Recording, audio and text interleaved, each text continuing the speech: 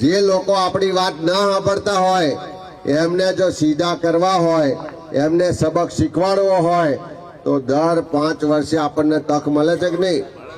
તો આ વખતે તક આવે ત્યારે એટલું ચોક્કસ કહેજો કે પહેલા ખેડૂતોના દેવા માફ કરો, નહીં તો અમે તમને બધાને સાફ કરી દઈશું. હમણાં બેન કહેતા હતા બહેનો મોંઘવારીની, આ નરેન્દ્ર મોદી અને એમની સરકારે બિહારમાં મત લેવાના હતા તો એક એક બેનના ખાતામાં 10,000 રૂપિયા નાખ્યા અને તમે આટલા વર્ષથી વોટ આલો છો પણ ગુજરાતની એકેય બેનના ખાતામાં જો રૂપિયો નાખ્યો નહીં તો આ જુઠ્ઠું બોલવા વાળા લોકોને સબક શીખવાડવાનો સમય આવ્યો છે. એના માટે બોલવું પડશે, લડવું પડશે અને અમે બધા જ તમારી સાથે છે.